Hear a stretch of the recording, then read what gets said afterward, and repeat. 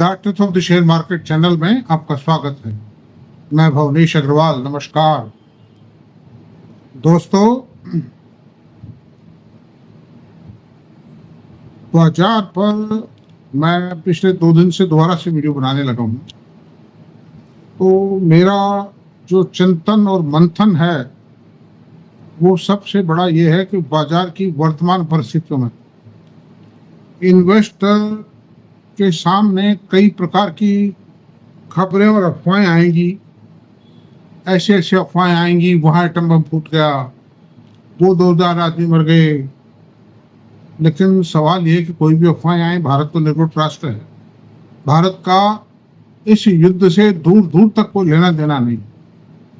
सिर्फ इतना सा जरूर है कि कुछ भारतीय लोग रोजगार के लिए ईरान में, इजराइल में गए, उनको निकाल लाएंगे, ला रहे हैं। अभी खबर आ गई 10,000 जो ईरान में बसे लोग हैं, भारत के गए हुए लोग हैं, उनको निकाल के ला रहे हैं दूसरे रूट से।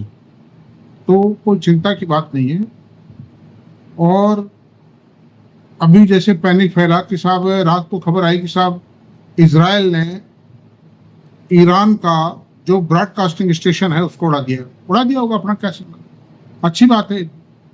जो विश्व में बदअमनी फैलाना चाहते हैं, विश्व में अशांति पैदा करना चाहते हैं, उनका अगर नुकसान होता है अच्छी बात है। But is harm in it. ये विश्व के जो दूसरे जो बदमाश देश हैं उनको भी एक लेसन मिलेगा इससे। और ट्रंप साहब अभी कनाडा से 7G समिट से बीच में लौट गए। ये खबर तो आप लोगों को मालूम होगी। खबरें तो सब आप पढ़ ही लेते हैं आप लोग। इसका मतलब ये लगाया जा रहा है कि ईरान इजराइल के संबंध में कोई बड़ी कार्रवाई, कोई बड़ा निर्णय देने के चक्कर में, बड़ी प्लानिंग करने के चक्कर में हो गए। हालांकि ट्रंप साहब ने कहा कि इजराइल ईरान तो मेरे लिए बहुत छोटी बात है सीज फायर करवाना। मैं और कोई जरूरी काम से गया, वो डिस्क्लोज नहीं किया उन्होंने। लेकिन ऐसा नहीं है, कुछ ना कुछ है इसी संबंध में, कोई न कोई योजना बनानी।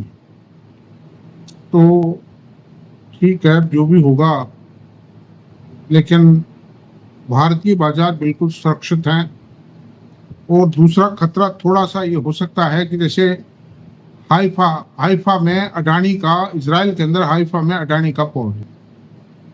उस पोर्ट पर मान लो ईरान जो है कोई बमबारी कर देगा, मिसाइल छोड़ देवे एक आध, कुछ हो सकता है, नुकसान हो। लेकिन पोर्ट के ऊपर कोई बहुत बड़ा इन्वेस्टमेंट तो होता नहीं। इन्वेस्टमेंट तो है, लेकिन इतना बड़ा इन्वेस्टमेंट भी नहीं है कि जिससे कोई अडानी ग्रुप बैठ जाए। 1000-2000 करोड़ का नुकसान होगा। इंश्योरेंसेज भी है, इंश्योरेंस से रिमर्स हो जाएगा। नहीं हो तो भी अडानी पोर्ट इटसेल्फ की तंदुरुस्ती पर भी इतनी सी बात से कोई फर्क नहीं।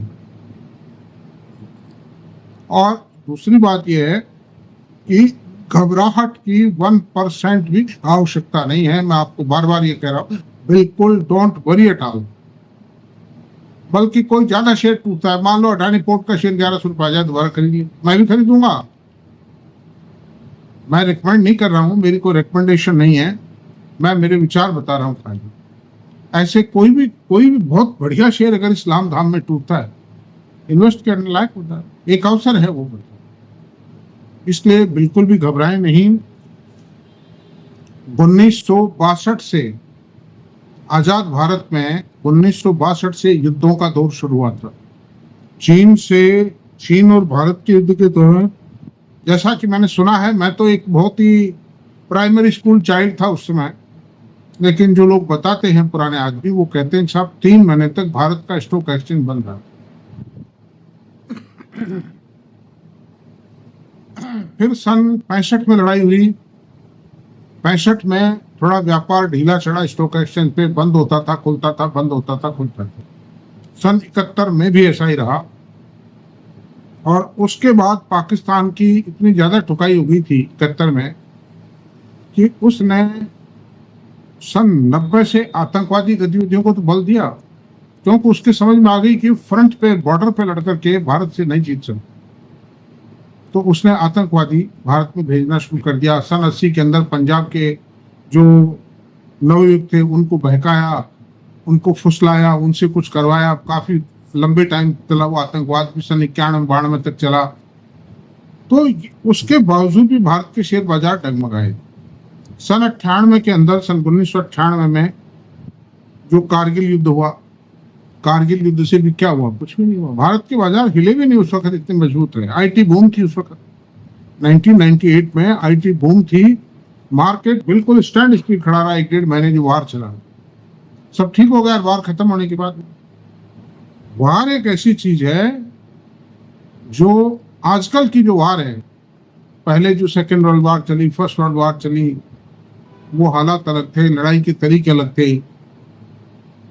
आज की जो वार है, आप देखिए 4-5 दिन में पाकिस्तान का क्या हाल हो गया था, 2-3 अटैक्स में ईरान का क्या हाल हो गया है। नुकसान इजराइल का भी हुआ है, मैं ये नहीं कहता। तो ये लड़ाई वड़ाइयाँ कोई लंबे टाइम तक चलने वाली नहीं। और ईरान खुद ही कह रहा है कि भाई ऐसा है कि मेरे पे हमला मत करो, मैं भी नहीं करूँगा। तो ये सेमी सरेंडर पोजीशन तो ये आई गई। लेकिन अमेरिका और इजराइल ये चाहते हैं कि नॉन एटॉमिक देश रहने का, देश बने, नॉन एटॉमिक पावर बने रहने का वादा कीजिए, आप राइटिंग में एग्रीमेंट कीजिए। अब उसके लिए अभी तैयार नहीं हो जाएगा, थोड़ा बहुत झटके खा के हो जाएगा। सद्दाम हुसैन जैसे आदमी जो अमेरिका को चैलेंज करते थे, उनको फांसी पे लटका दिया अमेरिका। बिन लादेन जैसे लोगों को निपटा दिया, वहीं पर मार के समुद्र में फेंक दिया, संदूक बंद करके, अटैची बंद करके। तो हो जाए, तैयार हो जाए। 2-4-5 दिन में खोमेनी साहब पर भी प्रेशर आएंगे, खोमेनी साहब भी मान जाएंगे, समझदार हैं वो भी, आखिरकार शासक हैं, इतने पुराने शासक। एक बार तो वो एग्रीमेंट करने को तैयार हो जाएंगे। तो इन सब चीजों को, चलो वार लंबी भी चल जाए, मैं ये नहीं कहता, आज नोबडी कैन प्रेडिक्ट, इस बारे में कोई भी आदमी प्रोडिक्शन नहीं दे सकता है। लेकिन जो हालात और जो खबरें आ रही हैं उस हिसाब से मुझे नहीं लगता कि बहुत लंबे समय तक ये वार चले। ऐसी सूरत में दोस्तों, मेरा आपसे अनुरोध है कि बिल्कुल भी आप अपने अच्छी स्क्रिप्ट को बेचें नहीं, बिल्कुल भी घबराएं नहीं, बेचें नहीं, इनको होल्ड करें। संकट के समय आते हैं, जो चुनौतियों से घबराता नहीं है वो शेयर बाजार में कम आता है। और जो क्वालिटी शेयर्स हैं उन पर वॉच रखें। वैसे गिरेगा नहीं, मैं जहां तक समझता हूँ भारत के बाजार गिरेंगे, गिरावट की संभावनाएं बहुत नगण्य है। अगर गिरा तो 1-2 आज 4 आज के लिए गिर सकता है, ये तो वैसे भी गिरता है। दूसरी बात है कि आज अमेरिका के फेड बैंक के जो एमपीसी मीटिंग के परिणाम है, वो प्रेस कॉन्फ्रेंस आएगी रात को 11 बजे बाद में, सुनेंगे, जगेंगे रात को हम भी। बेचैनी तो रहती है, चैन कहाँ पड़ता है जब तक सुन ना ले उन चीजों। That is a very important event so far the world economy is concerned, American economy is concerned, so far the IT sector is concerned। उन सबको सुनेंगे, निर्णय लेंगे। और अमेरिका के अंदर जो बाजार थे वो ट्रंप साहब के ज्वाइन करने से पहले वो लेवल था, करीब करीब वो लेवल आ गए। तो मैं समझता हूं कि कोई भी चिंता की, फिक्र की कोई आवश्यकता नहीं है। And keep a close watch on the good quality shares. और गुड क्वालिटी कौन से हों, सवाल ये उठता है। गुड क्वालिटी वो शेयर हैं जो ग्रोथ डिलीवर करें, सेल प्रॉफिट दोनों के फ्रंट पर जो ग्रोथ डिलीवर कर रहे हैं या करने जाने वाले हैं, करना शुरू करने वाले हैं। जैसे अडानी के शेयर हैं, इनमें अनाप शनाप ग्रोथ आ रही है, बनी रहेगी। और ये ग्रोथ, रिलायंस में भी ग्रोथ है, थोड़ी ठीक ठाक ग्रोथ है। टाटा पावर में ग्रोथ है, power sector as a whole में ही ग्रोथ है। ये रिकमेंडेशन नहीं होता, ये खाली विश्लेषण है। इसलिए मेरा आपसे अनुरोध है कि आप पूरी सावधानी से, पूरे हिम्मत से डटकर खड़े रहें। अरे रहो तुम अविचल होकर हर आंधी तूफानों में। तो ये सब मजबूती से खड़े रहिए, कोई चिंता की बात नहीं है। मेरे पास भी बहुत है, बहुत बड़ा, मेरा बहुत बड़ा इन्वेस्टमेंट है, इसलिए मुझे कोई चिंता ही नहीं, मैं तो आराम की नींद सोता हूँ। क्योंकि ट्रेडिंग मत कीजिए, F&O मत कीजिए, ट्रेडिंग मत कीजिए। अगर करते भी हो और आप सफल भी हो तो इस हालत में मत कीजिए, because the geopolitical situation of the world is very uncertain. ठीक है, भारत बिल्कुल निर्गुट है, भारत का कोई, लेकिन झटका तो लगता है, सेंटिमेंट तो लगता ही है।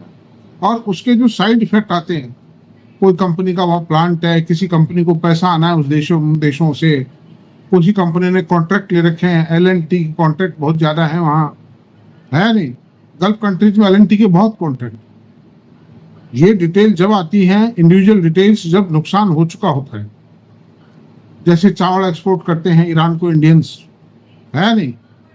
तो ऐसी सूरत में मेरा आपसे ये अनुरोध है कि को किस शेयर में कब झटका लग जाए क्या पता है, बताइए। कुछ भी हो सकता है दोस्तों। तो डिलीवरी में अगर आपके मास माल है, आपने फिजिकल डिलीवरी उठा के रख रखी, आपका कुछ नहीं बिगड़ेगा।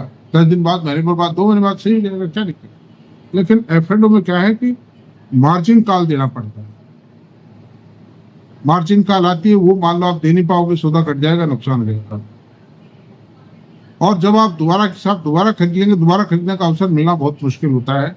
खरीदने या बेचने का जैसा भी आपने कर रखा है, बहुत मुश्किल होता है। तो बाजार एक ऐसे जंक्शन पे खड़ा है, मजबूत तो है। इंडिया की आर्थिक स्थिति तो बहुत मजबूत है। इंडिया के अंदर जो इकोनॉमिक पॉलिसीज है भारत सरकार की, इंफ्रास्ट्रक्चर की, डेवलपमेंट की, पावर की, एनवायरमेंट क्लियरेंस की, वो सब बहुत चंदा,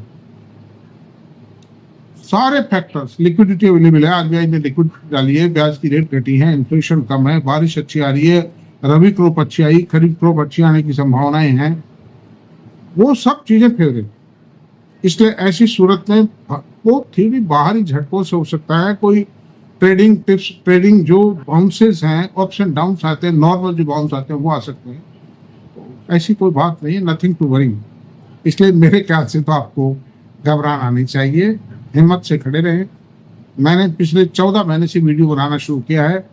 जब जब भी संकट आए बाजार पर, जब जब मैंने आपको सावधान किया है और ये कहा है कि हिम्मत, अगर खराब हालात होते तो मैं कह देता आपसे हालात खराब है, लेकिन हालात वास्तविक रूप में हालात खराब है। मुझे कहा भी कुछ लोगों ने कि आपके जो विचार हैं बाजार से मेल नहीं खाते हैं, बाजार के जो दूसरे एक्सपर्ट हैं मेल नहीं खाते। तो मैंने इसका जवाब ये दिया था, बाजार के जो दूसरे लोग हैं वो बाजार की हवा के साथ चल रहे हैं, लेकिन मैं हवा के विपरीत चल रहा हूँ। शेयर बाजार में वही आदमी पैसा कमाएगा जो हवा के विपरीत चल रहा है। तो थैंक यू, आज इतना ही रहने देते हैं। Thank you very much. Subscribe कर दें वीडियो को। Thank you very much.